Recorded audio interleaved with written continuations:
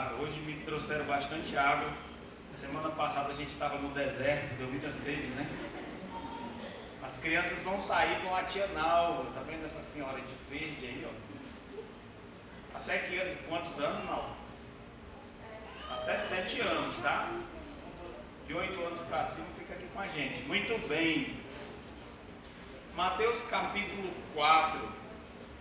Quando termina esse momento de provação do nosso Senhor Jesus Cristo, ele começa o seu ministério público.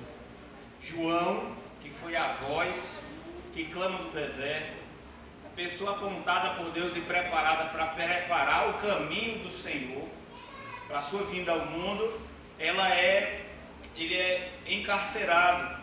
E então, quando João sai de cena, Jesus Cristo então aparece, começando o seu ministério na Galileia.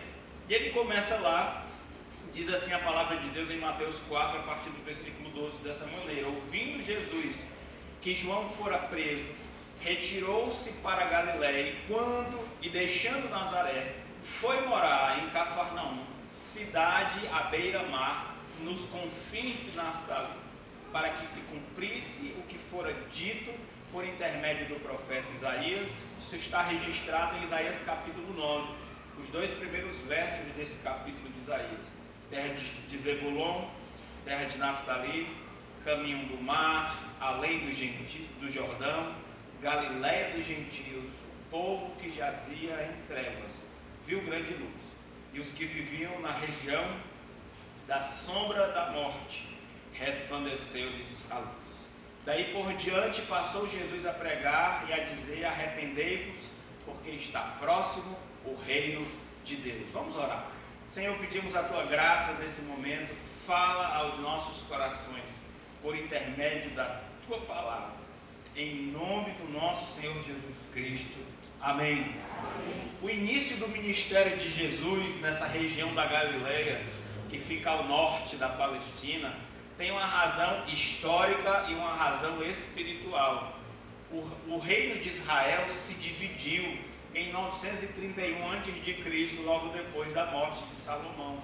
O reino se divide, então 10 tribos formam o reino do norte, com a capital em Samaria, e 2 tribos, Judá e Benjamim, formam o reino do sul, com a capital em Jerusalém. Então eles mantêm a histórica capital, Jerusalém, eles mantêm o templo, eles mantêm o sacerdócio, e via de regra no sul, por causa do templo, as pessoas se tornaram mais fiéis, ficaram mais zelosas, enquanto que à medida que você vai caminhando para o norte, o povo vai ficando cada vez mais pagão, mais misturado, mais idólatra, mais desviado, por causa da sua distância do templo. O problema do reino do norte foi tão sério que no ano 722 eles foram invadidos pelos assírios e esse reino simplesmente foi destruído. Essas 10 tribos de Israel foram dispersas, os que sobraram foram misturados com povos que foram trazidos pelo Império Assírio para povoar a terra. O reino do sul também entrou no mesmo processo de desvio e no ano 586 foi capturado por Nabucodonosor.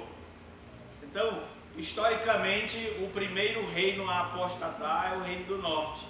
Já o reino do sul se conserva. Quando nós vemos a restauração do povo de Israel, depois dos 70 anos de cativeiro, o povo começa, a região começa a ser repovoada a partir do sul e depois vai se expandindo para o norte. Mas aquela velha situação espiritual continua. À medida que você está próximo do templo, à medida que você está próximo de Jerusalém, as pessoas são mais apegadas às tradições, às escrituras, ao culto, aos bons costumes, ao respeito a Deus. Mas à medida em que as pessoas vão se distanciando, as regiões vão se distanciando de Jerusalém, caminhando para o norte, as pessoas vão ficando cada vez menos devotas, menos religiosas, mais distantes, mais pagãs e mundanas em seus costumes.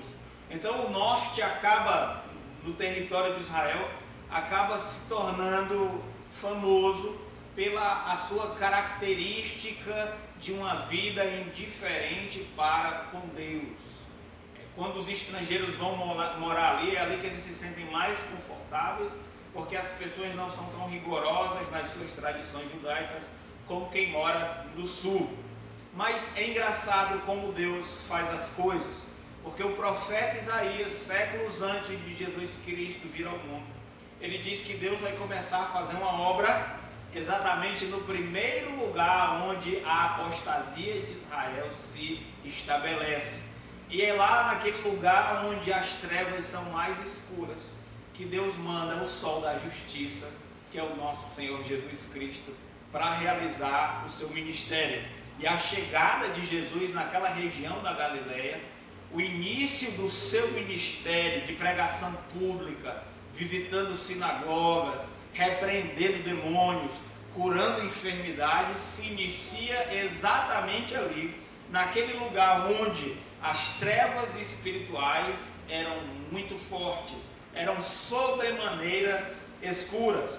Parece que o princípio que Deus está seguindo é o seguinte: onde há maior necessidade, onde as trevas são mais espessas, onde a depravação do coração humano é mais pungente, onde as pessoas estão mais longe de Deus e mais perdidas, é para lá que eu vou enviar o meu filho. Jesus Cristo disse: eu vim buscar e salvar o que se havia perdido. Lá em Provérbios capítulo 4, tem um versículo que nos ajuda, que ilumina essa passagem das Escrituras, de Mateus capítulo 4, Provérbios 4, onde luz e trevas são indicadores de vida moral. Olha só o que diz em Provérbios capítulo 4, versículo 18 e 19. Mas a vereda dos justos é como a luz da aurora, que vai brilhando mais e mais até o dia ser perfeito. O autor de Provérbios compara uma vida justa, uma vida reta, uma vida piedosa, uma vida de temor, como uma vida de luz, um caminho iluminado. Quanto mais a gente avança nesse caminho, mais iluminado ele se torna. É como a luz do sol que nasce ali no meio da escuridão, vai brilhando, brilhando até que seja o dia perfeito, até que chegue o meio-dia. O sol vai brilhando cada vez mais forte. Mas veja o versículo 19: o caminho dos perversos é como a escuridão, nem eles sabem em quem tropeçam. O caminho dos perversos é como a escuridão. Então, a Bíblia usa essa linguagem de escuridão para se referir à espiritualidade baixa, à impiedade, a uma vida indiferente com Deus. Então, quanto mais longe de Deus está uma pessoa, mais em trevas ela se encontra. E qual é a sensação psicológica de estar no escuro? De não poder enxergar? Eu não sei você, né? A gente diz que não tem medo de escuro, mas a gente tem. Eu fico muito mais seguro quando as coisas estão iluminadas. Estou passando numa rua, os postes estão todos queimados. Eu fico logo cabreiro, como diz lá no Ceará, né? Eu fico cabreiro, eu fico com medo. Eu me preparo para o pior. Se um gato passar ali perto de mim, eu me assusto e dou um pulo dessa altura. Por quê? Porque a escuridão causa isso na gente. A escuridão traz insegurança, a escuridão faz com que o nosso coração se encha de medo, a escuridão tira a nossa sensibilidade, a gente perde a vigilância. É muito melhor viver na luz do que viver nas trevas. No escuro a gente se perde, na escuridão nós estamos expostos, desprotegidos, desamparados, cheios de medo. É assim que as pessoas se encontram também nas trevas espirituais. Longe de Deus não existe luz. Fora da vontade de Deus só existe escuridão espiritual.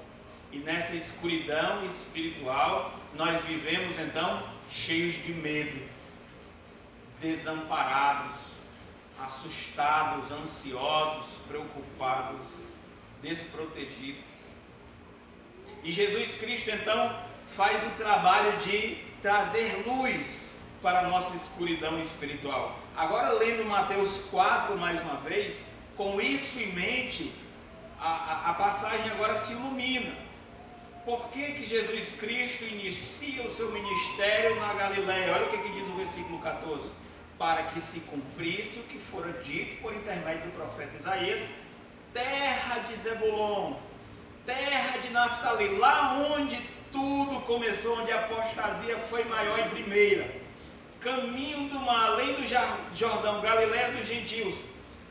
O povo que jazia em trevas, verso 16, viu uma grande luz, e os que viviam na região em sombra da morte, resplandeceu-lhes a luz. Daí por diante passou Jesus a pregar e a dizer: arrependei-vos, porque está próximo o reino dos céus. Jesus tem uma frase no Evangelho de João que é fantástica, é uma frase que guia a nossa vida. João capítulo 8, versículo 12, Jesus diz assim: eu sou a luz do mundo, quem me segue não andará nas trevas, pelo contrário, terá a luz da vida. O que o sol é para a terra, fonte de calor, de luz e de vida, Jesus Cristo é para o coração humano.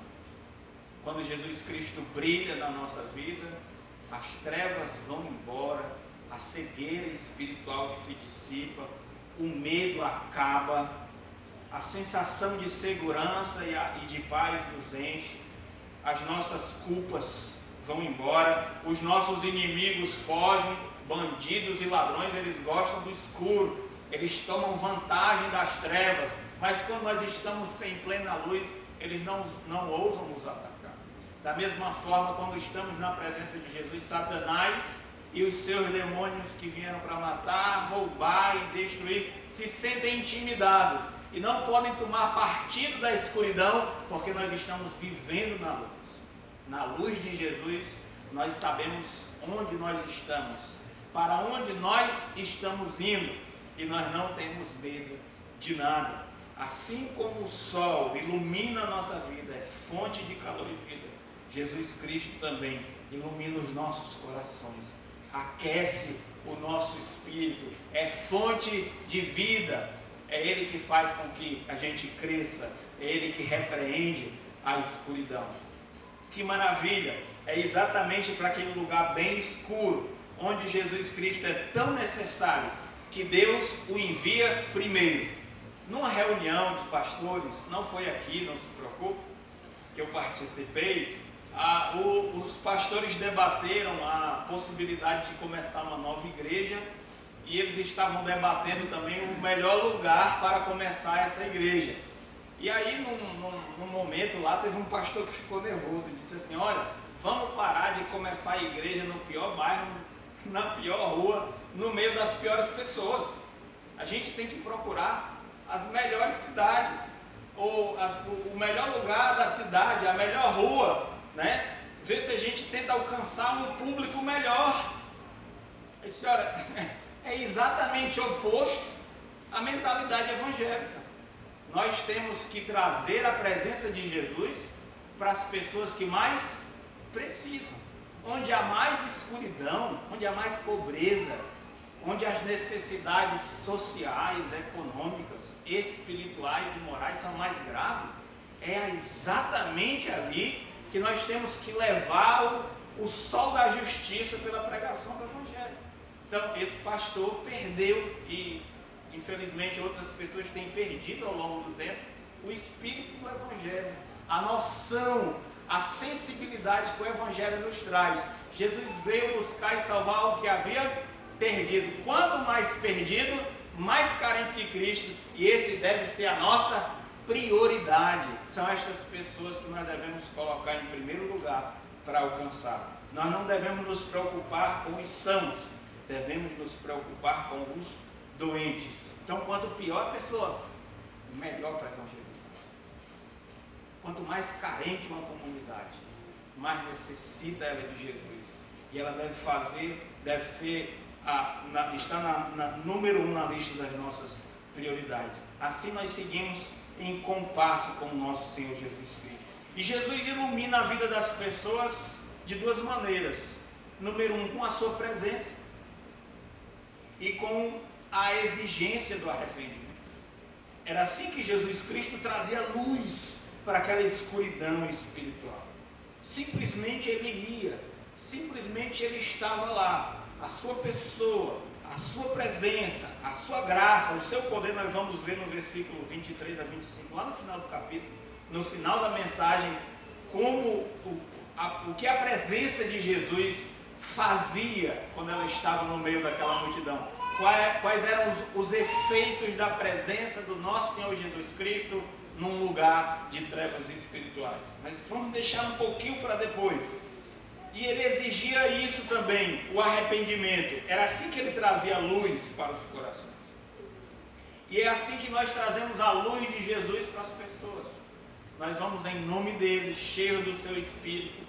Ele disse que estaria conosco todos os dias até a consumação dos séculos, enquanto nós vamos percorrendo as nações para discipulá-las, para batizá-las, para ensinar tudo que Jesus Cristo guardou. Nós não vamos sozinhos, nós não somos a luz, Jesus é a luz. Nós temos a mensagem do reino nos nossos lábios, mas se Jesus Cristo não for conosco, não haverá poder, nem transformação espiritual, nem social. Mas Jesus nos prometeu que enquanto o seu povo avança, ele diz: eis que estou convosco todos os dias, até a consumação dos séculos. Então nós podemos fazer isso que Jesus Cristo fazia.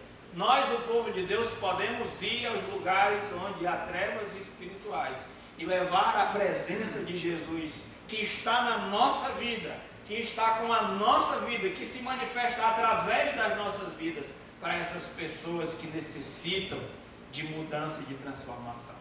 Também levamos a exortação de Jesus Cristo, a exortação que as pessoas se arrependam. Nós já aprendemos que as trevas são espirituais, que a escuridão é moral, e essa escuridão é gerada pela nossa rebeldia, pela nossa indiferença contra a vontade de Deus, a partir dos nossos pecados e transgressões. E é por isso que é necessário que, se as pessoas queiram se afastar das trevas e viver na luz de Jesus, elas precisam renunciar às obras das trevas, elas precisam renunciar os pecados que cometeram, que lhes jogaram nessa escuridão. Nós não podemos achar que Jesus Cristo vai brilhar na vida de uma pessoa que não deseja, não quer e não aceita a experiência do arrependimento. Eu já expliquei o que significa arrependimento, mas cabe aqui fazer uma pequena revisão. A palavra arrependimento na língua original significa mudança de mentalidade. Só que é uma mudança de mentalidade que muda a nossa vida. Porque quando a gente muda aqui, muda tudo. O nosso comportamento, a nossa vida toma outras feições, dimensões, formas e até destinos quando a gente muda de mentalidade. E qual é essa mudança de mente? Isaías capítulo 55 diz, Deus diz assim: os meus pensamentos não são os vossos pensamentos, nem os meus caminhos os vossos caminhos. Pensamentos são as nossas ideias, uma referência às nossas ideias, e caminhos, uma referência ao nosso comportamento. Então, para a gente mudar o nosso comportamento, o nosso caminho, a gente precisa mudar a nossa mente. Então, antes de Deus dizer isso, os meus pensamentos não são os vossos pensamentos, nem os meus caminhos os vossos caminhos, ele fez a exortação, a seguinte exortação: deixe o perverso o seu mau caminho e o iníquo os seus maus pensamentos. O que Deus está fazendo aqui em Isaías capítulo 55? Ele está nos chamando à experiência do arrependimento. Substituirmos os nossos pensamentos pelos pensamentos de Deus. E assim experimentar a vida de Deus e não a nossa vida de pecado. A miserável vida de pecado. Toda mudança verdadeira, significativa, ela começa dentro de nós. E Jesus, com a sua presença, Jesus com a sua palavra, Jesus com a sua exigência, quer promover em nós esse tipo de mudança. A exortação de Jesus ao pregar o evangelho do reino é: arrependam-se, mudem de mente, Deus existe, a sua vontade é a nossa lei. Estamos perdidos em nossos pecados porque transgredimos contra o rei e vamos pagar com a morte eterna a transgressão dos nossos pecados. Mas em Cristo Jesus, Deus está oferecendo uma oportunidade de perdão. O homem então somente precisa aceitar o que Deus está fazendo em Cristo Jesus, salvando a humanidade através do oferecimento da sua vida, que é o preço do resgate da nossa vida, e se arrependendo dos pecados, renunciando às obras das trevas, para que possa alcançar a misericórdia. Toda reforma social, ela precisa acontecer a partir de uma reforma espiritual. E uma reforma espiritual, ela só pode acontecer com a presença, com a palavra e com a experiência do arrependimento que Jesus Cristo traz através da sua chegada. É incrível a gente revisitar locais onde antes o nome de Jesus Cristo não era conhecido, e depois ver a diferença que a presença de Jesus, a chegada do Evangelho, o conhecimento de Cristo traz na vida das pessoas. Eu viajei com o pastor Francisco Mendes nos rios ali do Amazonas, acima de Manaus, entre o município de Codajás e Quari. E o pastor Mendes disse que quando ele começou a viajar naquela região ali, as pessoas eram muito pobres. Ele era um missionário humilde, de humilde condição, e muitas vezes ele tinha que repartir da sua comida, do seu pequeno rancho, para saciar a fome das pessoas que ele evangelizava. Muito alcoolismo, muita destruição familiar, muita idolatria, muita perdição. Mas o evangelho foi sendo semeado, cultos começaram a acontecer, e as pessoas começaram a se reunir para ouvir a palavra de Deus e invocar o nome de Jesus. E quando você visita estes lugares, irmãos, que glória, que maravilha ver como o evangelho faz a diferença na vida das pessoas. Aquelas pessoas que antes passavam fome são empreendedores, prosperam até materialmente, vivem em casas boas. A casa dos crentes é toda bonitinha, pintada, né? A casa do descrente não tanto assim. E são tão simples quanto os outros, vivem numa condição precária quanto os outros. Qual é a diferença? A diferença é que Jesus Cristo transformou aquele dinheiro que era usado para bebida, para devassidão, em coisas que realmente importam: em pão, em melhor moradia, em instrumentos de trabalho. Aquele tempo desperdiçado nas farras vira tempo dedicado à obra de Deus e dedicado ao trabalho e à alimentação da família. E o que acontece? As pessoas simplesmente prosperam. Uma vez eu ouvi também um testemunho de um missionário que foi criado numa aldeia indígena, lá no Vale do Javari, no interior do Amazonas. Lá tem várias etnias indígenas, inclusive que vivem ainda hoje em contexto de isolamento. Mas esses missionários fazem um trabalho muito antigo lá, se eu não me engano, mais de 50 anos. E ele cresceu dentro dessa aldeia. E ele disse que não entendia, como criança e adolescente, por que o pai dele tinha saído dos Estados Unidos para morar no meio daqueles índios, naquele lugar tão isolado, tão difícil. Mas um dia ele percebeu, era um momento de festividade na aldeia, e os índios estavam cantando lamentações na sua língua, as mulheres gritavam, quase choravam, estava quase todo mundo também na aldeia embriagado, alguns já tinham caído no chão de tão bêbados, houve brigas, disputas, violência, e ele disse que viu tudo isso enquanto eles caminhavam para a igreja, porque havia uma igreja lá no meio daquela comunidade indígena, índios crentes, que foram evangelizados pelo pai dele. E aí eles abriram a palavra, e começaram a cantar, e ele disse que pela primeira vez ele conseguiu ver o contraste da vida do Filho de Deus para um filho das trevas. E havia luz naquele lugar. Não era luz física, porque estava tudo escuro, mas havia luz espiritual. As pessoas estavam sorrindo, alegres. Quando choravam, choravam de emoção, exaltando e louvando o nome de Jesus. E ele viu como as famílias eram felizes, como os casais se amavam, os filhos amavam os pais, como eles eram melhor alimentados, como eles eram mais inteligentes e vivos, como eles eram mais prósperos do que aqueles que não serviam ao Senhor. E naquele dia ele disse: realmente agora eu entendo porque o meu pai deixou os Estados Unidos para morar no meio desses índios, porque ele quer ver essa transformação que só o Evangelho pode fazer na vida deles. E ele resolveu também dedicar sua vida para a evangelização dos índios. Grande homem de Deus. É isso que significa luz espiritual. Vamos avançar para o versículo 18. E agora nós vamos ver os primeiros discípulos do rei caminhando junto ao mar da Galileia.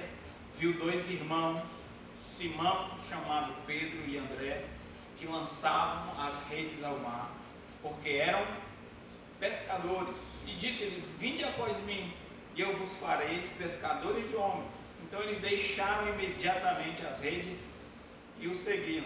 Passando adiante, viu outros dois irmãos, Tiago, filho de Zebedeu, e João, seu irmão, que estavam no barco em companhia de seu pai, consertando as redes, e chamou-os.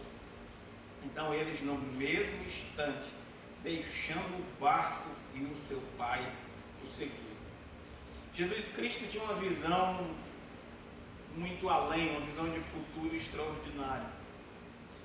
Logo que ele começa o seu ministério, ele começa a mobilizar cooperadores, porque Jesus Cristo sabe, e nós deveríamos saber também, que quando nós dividimos tarefas e multiplicamos trabalhadores, o trabalho é melhor feito e ele é mais abundante. Se nós dividirmos tarefas, se nós passarmos a visão que nós temos para outras pessoas, se nós chamarmos outras pessoas para fazer a obra, quando nós formos embora, partirmos ou estivermos impossibilitados, a obra vai continuar. Por quê? Porque existem outras pessoas fazendo a obra juntamente conosco. Jesus Cristo ia apenas passar mais 3 anos no planeta Terra, ensinando, curando, ajudando, mas ele iria morrer, ressuscitar e depois ser assunto aos céus. Mas os discípulos iam ficar na plenitude do Espírito Santo e iam fazer a obra. E aqui já no início, Jesus Cristo começa a mobilizar as pessoas que vão ajudá-lo a ampliar, a espalhar a obra de Deus ao redor do mundo.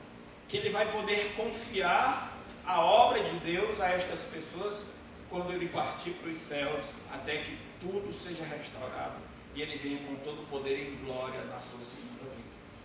Então, ao andar junto ao mar da Galileia, porque Cafarnaum era uma cidade situada à beira-mar, como nós já vimos, então ele identifica 2 pessoas que ele já conhece. É pela primeira vez que essas pessoas aparecem aqui no Evangelho de Mateus, mas na verdade, se você ler João capítulo 1, você vai ver que antes dessa ocasião aqui, Jesus já se encontra com Pedro e com André e outros discípulos. Então, eu não acredito que, inclusive Tiago e João também, é a primeira vez que eles encontram Jesus. Certamente eles já se conheciam, mas Jesus Cristo se endereça a estes homens que ele já conhece de uma forma especial. Ele olha para esses pescadores e faz para eles um convite. Na verdade, tem a força de uma convocação. Ele fala assim: vinde a mim e eu vos farei pescadores de homens. A gente soa como um convite, mas quando Deus pede uma coisa, até quando Deus nos pede um favor, a gente encara como se fosse uma ordem, né? O pai diz assim para o filho: meu filho, por favor, pega um copo d'água, mas se ele não trouxer, né, ele estaria desobedecendo. O pai pediu, mas não atender esse pedido seria desobediência por causa da autoridade do pai. Então Jesus Cristo fala de forma delicada, doce, gentil. É um convite, mas soa ao coração e aos ouvidos de André e Simão, que eram irmãos, como se fosse uma convocação. Essa mesma convocação nós recebemos como igreja: ide por todo mundo e pregai o evangelho a toda criatura. É doce, é gentil, é suave, é delicada. Parece um convite, mas ela deve ser atendida pelos nossos corações como se fosse uma convocação. Estamos debaixo de ordens. Quando o rei nos chama, ele está nos convocando. Quando o rei pede alguma coisa, ele está nos ordenando. Mas é próprio dos reis falar de forma gentil e doce. Mas é próprio dos súditos atender com toda presteza. Porque quando o rei pede, na verdade ele está ordenando. Então Jesus Cristo exige: vinde após mim, me sigam. Venham até onde eu estou indo, caminhem comigo, caminhem depois de mim. Eu sou o líder, eu sou o mestre. Era comum na antiguidade os mestres andarem de lá para cá. Vocês já ouviram falar dos filósofos peripatéticos? É uma palavra peripatel, é o verbo grego para caminhar, andar. Então, filósofos peripatéticos eram aqueles que andavam de um lugar para outro. Demorou muito antes dos mestres fundarem escolas em lugares fixos, sala de aula. Isso é coisa recente, gente. Antigamente os mestres, eles andavam com seus discípulos por aí. A sala de aula era o mundo. O tema da lição era a vida. O mestre, Jesus e os seus discípulos e alunos, os apóstolos. Então ele diz: me sigam. Era um chamado que não apenas para dar um passeio, caminhar. A ideia é de: me recebam como mestre e eu vos receberei como meus discípulos. Eu vou ensinar vocês aonde vocês têm que ir e como vocês devem caminhar. Jesus Cristo então fez uma promessa: se vocês me seguirem e aprenderem a caminhar como eu caminho, eu vou transformar vocês em pescadores de homens. Disse: olha, vocês pescam peixe e muito útil o trabalho de vocês. Quem não gosta de um peixe assado aqui, né? Maravilha! Peixe assado, peixe frito, escabeche, caldeirada, né? Tem gente que está me devendo caldeirada até hoje aqui. Eu não esqueci, eu vou cobrar, né? Que delícia, né? Então, benditos sejam os pescadores de peixes, mas mais benditos ainda os pescadores de homens. Assim como pescar é uma arte, você tem que ter experiência. Eu andei com um pescador lá no Amazonas que ele tinha uma mandinga, ele botava a mão assim na água e ficava assim. Ele disse: que é isso, Zé Ribeiro? Disse assim: que tem peixe, pastor. E como é que tu sabe? Só de eu pegar na água, eu sei. Aí eu disse: vai lá, meu amigo. Aí ele cheirava, sabe? Pegava água e cheirava. Tem peixe. É uma arte, mas o cara era do bom pescando, viu? O cara era do bom. Pescava com arpão, tudo que você desse ele fazia, pescava muito bem. É uma arte. Pescar gente também é uma arte. Tem que ter paciência, tem que ter as tralhas, né? Tem que ter as técnicas certas, tem que saber onde é que o peixe dorme, onde ele se junta. Cada tipo de peixe a gente usa uma técnica diferente. Pescar gente é como pescar um peixe. Tem que ter paciência, que usar a isca certa, tem que saber os lugares, os momentos, é uma arte. E Jesus Cristo prometeu aos discípulos, que eram exímios pescadores, a se tornarem exímios ganhadores de almas. Eles mesmos já tinham sido ganhados para Cristo, para o Evangelho. Eles já eram homens convertidos. Eles já tinham recebido Jesus como Salvador. Mas agora Jesus Cristo chamava eles para que eles pudessem servir a Jesus que os salvou, fazendo a mesma obra que Jesus Cristo realizou em favor deles. Que eles assim, através do ensino de Jesus, da companhia de Jesus, do poder e da autoridade que Jesus lhe daria, que eles fizessem em favor dos homens aquilo que eles já tinham recebido de Jesus. Que eles pudessem, junto com Jesus, espalhar o Evangelho, jogar a isca do Evangelho, para que os homens mordam. Agora, a finalidade do peixe é, a gente tira o peixinho da água, ele está tão feliz, né?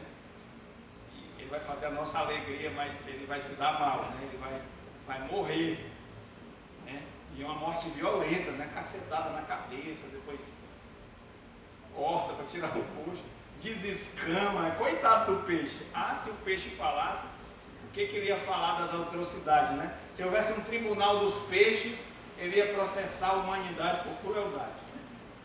Mas os animais estão aí para que a gente possa consumi-los, né? Mas quando a gente pesca um homem, quando a gente pesca a gente não quer matar, tirar a vida, cozinhar e fazer um caldo. Na verdade, nós pescamos homens para salvá-los do mar da perdição. Nós estamos tirando, assim como o mar é o habitat natural dos peixes, o mar da perdição é o habitat natural dos pecadores. Quando a gente tenta pescar, ele tem a impressão de que a gente quer fazer o mal, mas na verdade nós queremos salvá-los da perdição. Eles se assustam com a nossa presença, enquanto nós estamos querendo pescar a alma deles, mas se eles soubessem que nós estamos tentando salvar suas vidas, como pastor, eu já aprendi que as pessoas pensam que eu estou atrás do dinheiro delas, né? Vai ver o pastor Rafael, esconde a carteira, né? Bota a mão no bolso. Eu sei que tem uns pastores aí que não é misericórdia, né? Mas eu digo logo assim para as pessoas: olha, eu não estou atrás de dinheiro quando eu prego na rua, eu não quero o seu dinheiro, eu quero uma coisa mais valiosa. Dinheiro para mim não vale nada, eu quero a sua alma. Eu olho assim, aí a pessoa diz assim: credo, é um capeta esse cara. Não, na verdade eu estou querendo a sua alma para que ela fique nas mãos do Senhor, para que ela seja salva, protegida, guardada, transformada, enriquecida pela presença. Esse é o nosso trabalho, né? Pessoa, tu mexe com o quê? Eu disse: rapaz, eu faço trabalho espiritual. O cara pensa que eu sou um pai de santo, alguma coisa do tipo. Mas eu sou um pastor, eu faço trabalho espiritual. Eu mexo com almas. Nós que pregamos o Evangelho, não é só o pastor não, você também que prega o Evangelho. Você é uma pessoa que faz um trabalho muito importante. Você prega o Evangelho para que as almas sejam transformadas, sejam modificadas, sejam mudadas. Então, quando Jesus Cristo chama, Ele está convocando. Quando Ele pede, Ele ordena. E eu gosto dos discípulos, eles eram homens simples, pescadores. Quando a gente lê o Evangelho, eles eram cheios de defeito. A gente acha eles assim muito imaturos. Como é que pode esses caras serem apóstolos? Mas existe uma razão porque esses homens foram o que foram e chegaram a fazer o que faziam. Olha o que diz o versículo 20. Quando Jesus chamou, eles obedeceram. Eles não eram grande coisa, mas eles fizeram uma grande coisa ao obedecer Jesus. Quando Jesus os chamou, ele lhes propôs para que eles se tornassem pescadores de homens. Olha o que diz o verso 20. Então eles deixaram imediatamente as redes e seguiram. A mesma coisa aconteceu com Tiago e João. Passando adiante, viu outros dois irmãos, Tiago, filho de Zebedeu, e João, seu irmão, que estavam no barco em companhia de seu pai, consertando as redes, e chamou-os. Então eles, no mesmo instante, deixando o barco e seu pai, o seguiram. Essa obediência pronta, essa vontade de fazer a vontade de Deus, de forma incondicional, a preço de sacrifício, deixando tudo para trás e sem se arrepender, é essa atitude que faz os homens, os grandes homens e mulheres de Deus. Essa obediência, essa vontade de fazer, de simplesmente se preocupar em obedecer e somente obedecer, sem se preocupar com o que vai comer, como é que vai ser, e os que vão ficar para trás, e agora o trabalho. Eles simplesmente deixaram tudo imediatamente e seguiram Jesus.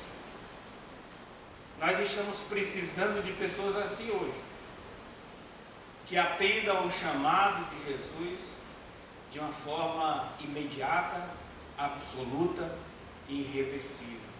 Vou contar duas histórias, uma de uma mulher e uma de um homem. Já ouviram falar de Sophia Miller? Eu tenho a biografia dela aqui em casa, a autobiografia dela. Eu já emprestei para uma pessoa aqui na igreja, ficou chocada, maravilhada. Eu empresto para você, mas vai e volta, viu? Porque esse livro é um livro raro, difícil de achar, mas eu empresto a você, para a edificação espiritual. Mas a síntese da história da Sophia Miller é a seguinte: ela ouviu jovens pregando no metrô de Nova York, em cima de uma caixa de madeira, cantando, louvando a Deus, pregaram a palavra, e ela ficou interessada, começou a frequentar um estudo bíblico, e ela se converteu, formou-se em Belas Artes, e depois foi fazer o Instituto Bíblico do Palavra da Vida, que tem aqui, mas só que lá em Nova York. E depois ela foi para a Colômbia para evangelizar índios. Depois de muitas dificuldades, porque não queriam deixar uma mulher viajar sozinha na floresta evangelizando os índios, ela acabou indo, teve que fugir da polícia, foi uma história. Até que finalmente ela chega na comunidade indígena. Nas suas primeiras tentativas de evangelizar, os homens chamavam ela de maga branca, feiticeira branca, e ela falava de um Deus, né? E aí eles fizeram um teste: será que essa mulher é de Deus mesmo? Vamos fazer o seguinte, vamos colocar veneno na sopa e dar para ela.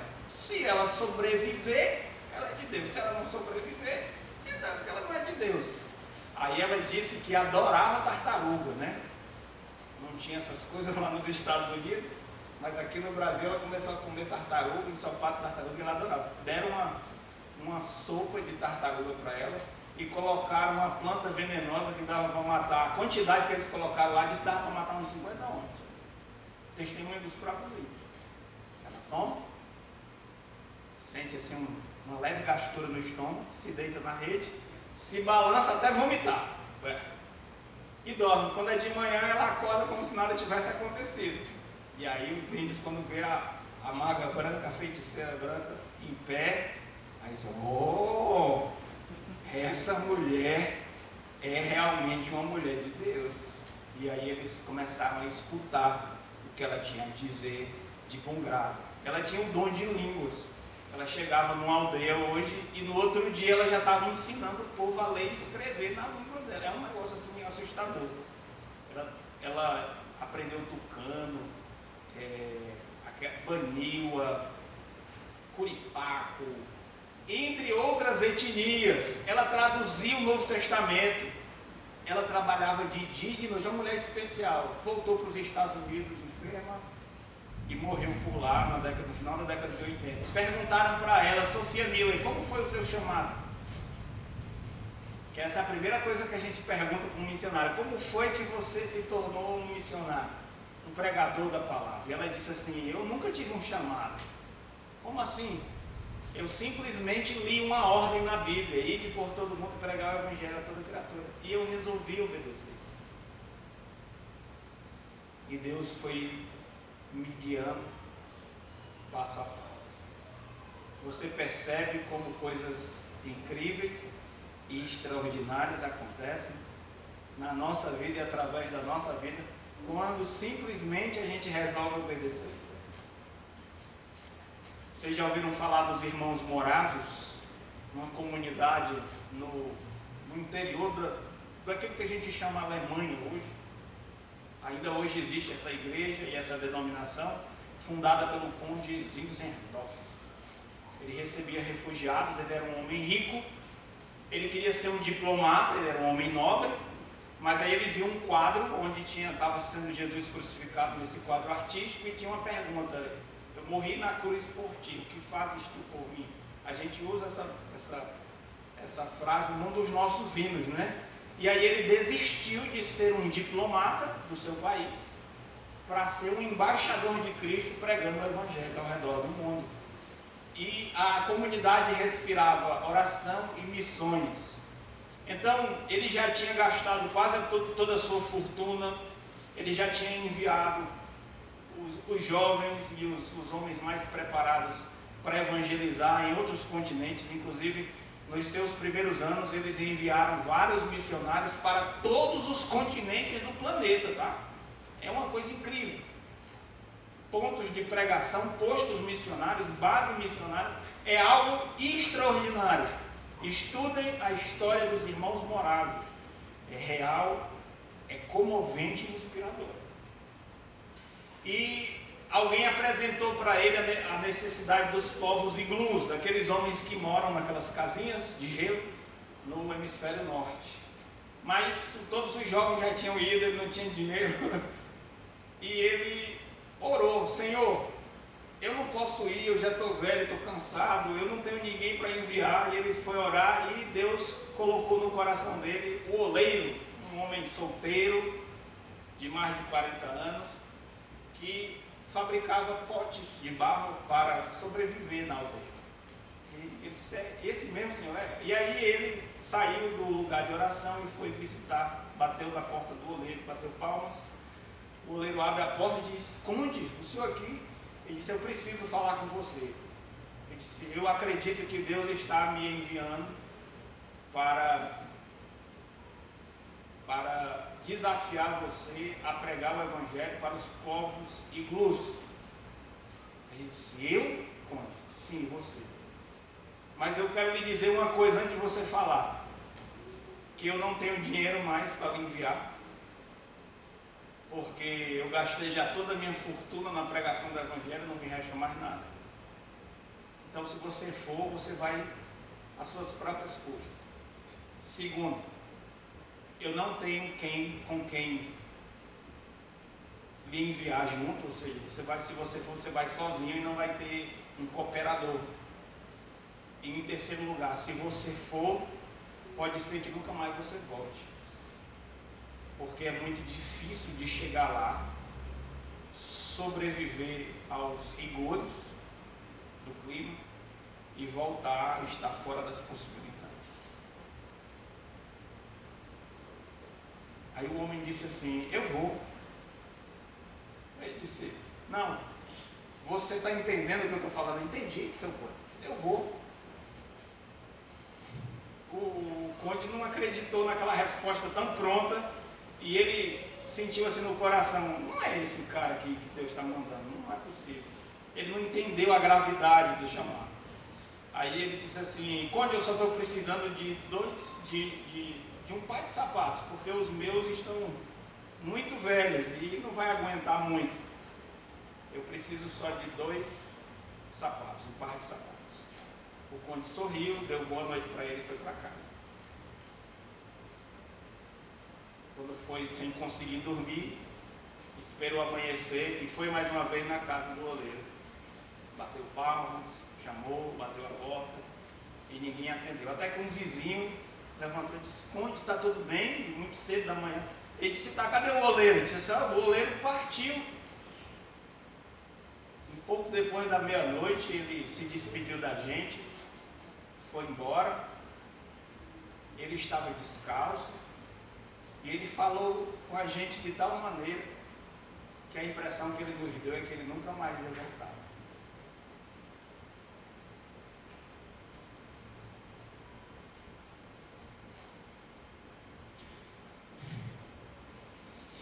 Então eles, verso 22, no mesmo instante, deixando o barco e seu pai, o seguiram. É disso que nós estamos precisando hoje. De pessoas dispostas a deixar tudo, a ir a qualquer lugar, a pagar qualquer preço, se essa é a vontade de Cristo. Isso vai trazer a glória de Deus. E se isso vai ser o bem dos homens. Versículo 23 a 25, nós precisamos concluir esse capítulo, dizendo: percorria Jesus toda a Galileia. Agora ele não estava sozinho, ele estava acompanhado com 4 rapazes, André e Pedro, Tiago e João. E o que ele fazia? Ensinando nas sinagogas, pregando o evangelho do reino e curando toda sorte de doenças e enfermidades entre o povo. E a sua fama correu por toda a Síria. Trouxeram-lhe então todos os doentes, acometidos de várias enfermidades e tormentos, endemoniados, lunáticos e paralíticos, e ele os curou. E da Galileia, Decápolis, Jerusalém, Judeia e da além do Jordão, numerosas multidões o seguiram. Se eu posso dar um tema para esses 3 versículos da Bíblia, eu chamaria esses 3 versículos de o efeito Jesus. Onde Jesus vai, onde Jesus está, onde ele se manifesta, o que acontece? O evangelho é ouvido, os doentes são curados, os espíritos malignos que atormentam as pessoas são repreendidos. As realidades se transformam, o medo vai embora, a paz invade o nosso coração, a alegria da presença de Cristo se torna a motivação do nosso viver. Aonde Jesus Cristo ia, ele pregava o evangelho.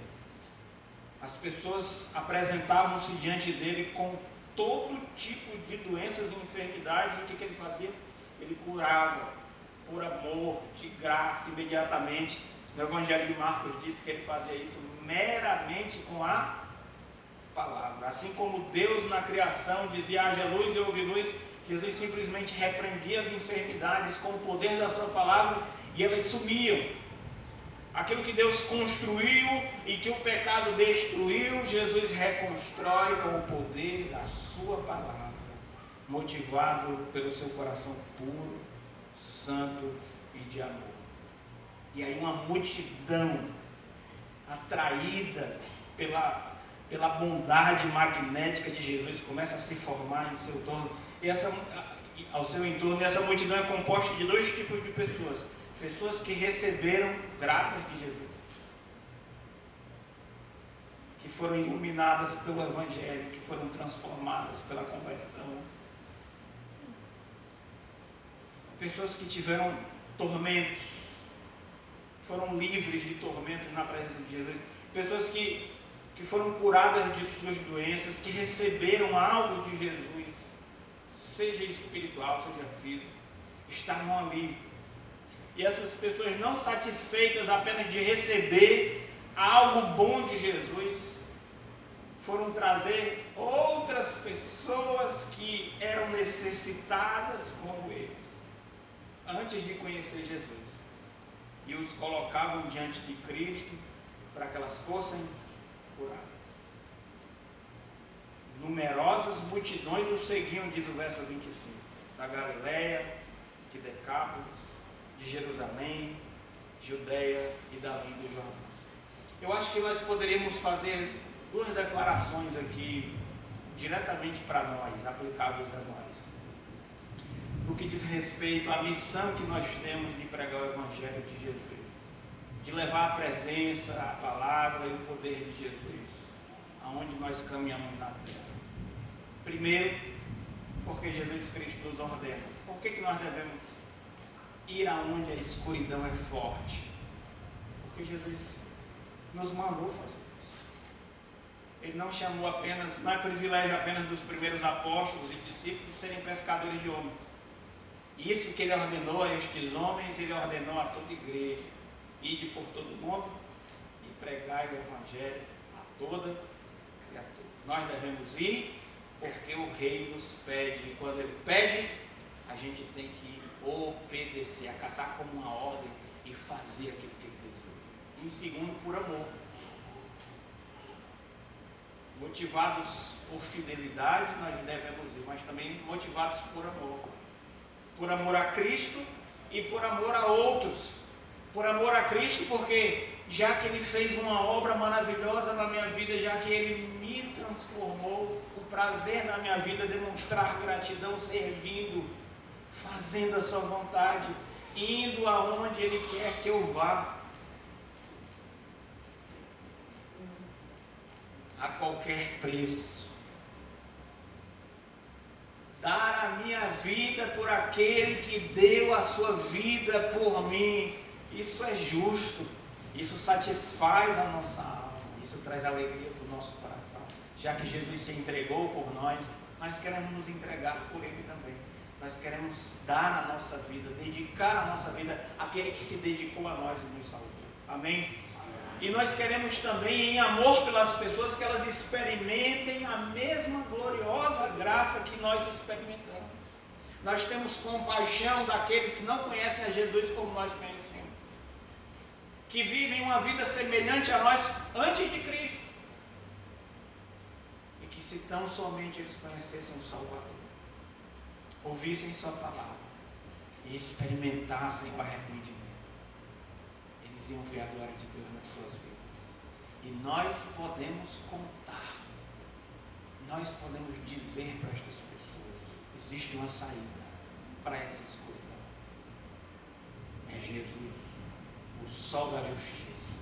Um dia eu andava em trevas, Ele brilhou e as trevas foram embora, o medo, os inimigos, e agora eu sou livre. E aquilo que eu tenho, eu posso te dar também em nome de Jesus.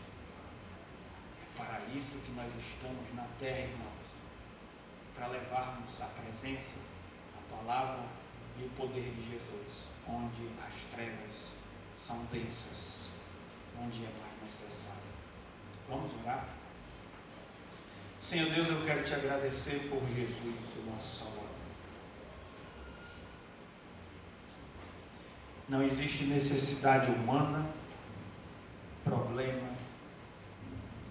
corrupção de coração, pecado. Não existe fortaleza das trevas, poder espiritual maligno, que não possa ser vencido, perdoado, transformado, quebrado, repreendido pela pessoa do nosso Senhor Jesus Cristo. Não existe pessoa que esteja fora do alcance do seu amor, da sua graça, daquilo que Ele conquistou para nós na cruz, o perdão dos pecados.